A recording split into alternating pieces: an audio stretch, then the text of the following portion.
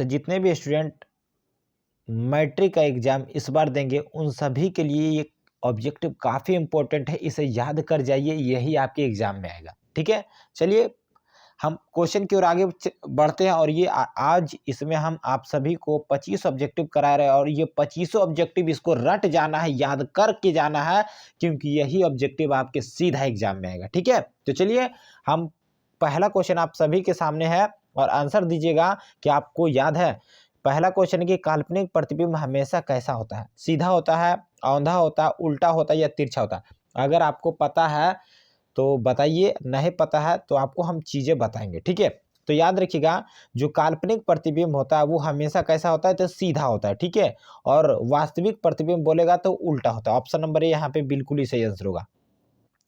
चलिए दूसरा number question की निर्वात यानी हवा में प्रकाश का चाल कितना होता है?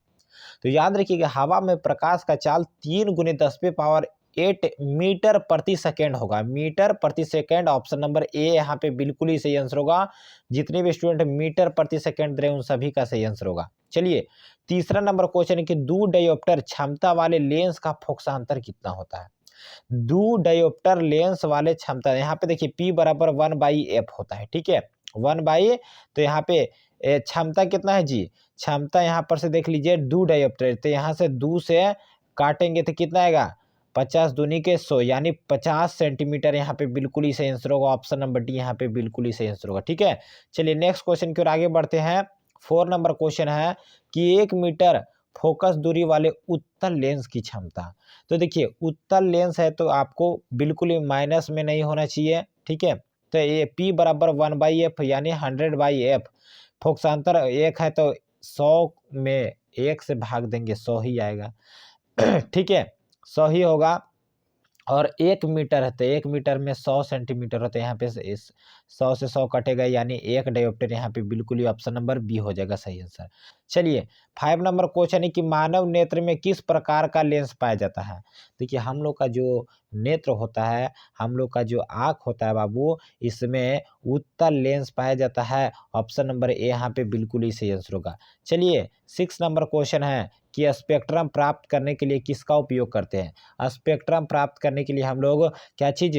प्रिज्म का उपयोग करते हैं, प्रयोग करते हैं, और प्रिज्म 5 सतहों से मिलकर बना होता है। ठीक है, याद रखिएगा। 7 नंबर क्वेश्चन है कि किलोवाट घंटा बराबर क्या होता है? किलोवाट घंटा, तो याद रखिएगा 1 किलोवाट घंटा 1 यूनिट के बराबर होता है। ऑप्शन नंबर ए यहाँ पे बिल्कुल ही सही आंसर होगा। चलिए 8 नंबर क्वेश्चन आप सभी के सामने है, आप सभी लोग आंसर दीजिएगा और काफ़ी इंपॉर्टेंट है ये आपके एग्जाम के लिए। निम्नलिखित में से कौन सा पद विद्युत परिपथ में विद्युत शक्ति को निरूपित नहीं करता है? तो यहाँ पे बिल्कुल याद रखिएगा I/R², ये विद्युत शक्ति को निरूपित नहीं करता है।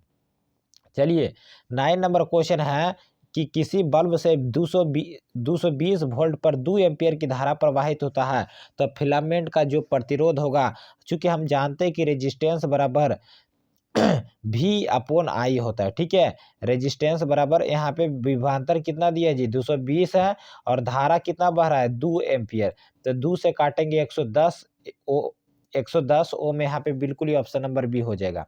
चलिए 10 नंबर क्वेश्चन है विद्युत जनित्र का सिद्धांत ये किस पे आधारित होता है? देखिए जनित्र मतलब होता है जनरेटर, तो जनरेटर जो होता है ये विद्युत चुंबकीय प्रेरण पे आधारित होता है। ऑप्शन नंबर बी यहाँ पे बिल्कुल ही सही आंसर होगा। अगला क्वेश्चन है 11 नंबर क्वेश्चन की घरेलू उपयोग के लिए विद्युत की जो आपूर्ति होता है वो कितना होता है? देखिए हमारे घरों में जो विद्युत आता है वो 220 वोल्ट और 50 हर्ट्ज होता है। ऑप्शन नंबर सी यहाँ पे बिल्कुल ही सही आंसर होगा। चलिए 12 नंबर क्वेश्चन है कि निम्न में से किसका उपयोग खाना बनाने वाले ईंधन के रूप में नहीं किया जाता है? मतलब कौन सा ईंधन है जिसका हम लोग खाना उस पर नहीं बनाते? CNG, LPG, बायोगैस, कोयला। तो यहाँ पे आप सभी को पता है कि कोयला पर बनाते हैं, LPG से भी बनाते हैं, बायोगैस से, लेकिन CNG का उपयोग हम लोग ईंधन के रूप में नहीं करते। ठीक है, ऑप्शन नंबर ए यहाँ पे बिल्कुल ही सही आंसर होगा, ऑप्शन नंबर ए। चलिए 13 नंबर क्वेश्चन की LPG का मुख्य अवयव क्या है? यानी ये क्या क्या चीज से मिलकर बना होता है? तो एलपीजी लिक्विफाइड पेट्रोलियम गैस जो होता है बाबू, ये नॉर्मल ब्यूटेन एवं आइसोब्यूटेन का बना होता है। ठीक है, ऑप्शन नंबर बी यहाँ पे बिल्कुल ही सही आंसर होगा। 14 नंबर क्वेश्चन है कि समीकरण जब CaCO3 कैल्शियम कार्बाइड को, ठीक है, CaCO3 को जब अभिक्रिया कराया जाता है तो कैल्शियम ऑक्साइड और कार्बन डाइऑक्साइड, तो ये यानी क्या हो जाता है, टूट जाता है। CaCO3, ठीक है, जब इसको गर्म किया जाता है, अभिक्रिया कराया जाता है तो कैल्शियम ऑक्साइड और क्या होता है, कार्बन डाइऑक्साइड गैस मुक्त होता है। तो ये अलग, मतलब दोनों अलग हो जाते हैं, यानी ये वियोजन हो जा रहा है। ऑप्शन नंबर ए यहाँ पे बिल्कुल ही सही आंसर होगा। ठीक है, चलिए 15 नंबर क्वेश्चन है कि AB प्लस CD एक अभिक्रिया जब ये दोनों को कराया जाता है तो AD और CB बनता है। तो इस अभिक्रिया का नाम बताइए। तो देखिए A क्या AD के साथ जुड़ गया है और C क्या हो गया, B के साथ जुड़ गया है। तो ये जो अभिक्रिया है ये उभय विस्थापन अभिक्रिया है। यहाँ पे ऑप्शन नंबर सी यहाँ पे बिल्कुल ही सही आंसर होगा। उभय मतलब होता है कम शक्तिशाली अधिक शक्तिशाली एक दूसरे से हो जाता है संपर्कित। चलिए 16 नंबर क्वेश्चन है, विरंजक चूर्ण का रासायनिक सूत्र क्या होता है। देखिए विरंजक चूर्ण का जो रासायनिक सूत्र होता है वो होता है CaOCl2। ऑप्शन नंबर सी यहाँ पे बिल्कुल ही सही आंसर होगा। बहते हुए 17 नंबर की बहते हुए रक्त को रोकने में कौन सा यौगिक उपयोग होता है, इसका उपयोग किया जाता है। तो यहाँ पे ऑप्शन नंबर डी यहाँ पे बिल्कुल ही सही आंसर होगा। फिटकरी से जब भी कट छट जाता है तो फिटकरी का उपयोग करते हैं। पीतल क्या चीज है, तो आपको पता होगा ये मिश्र धातु है। क्या है, मिश्र धातु।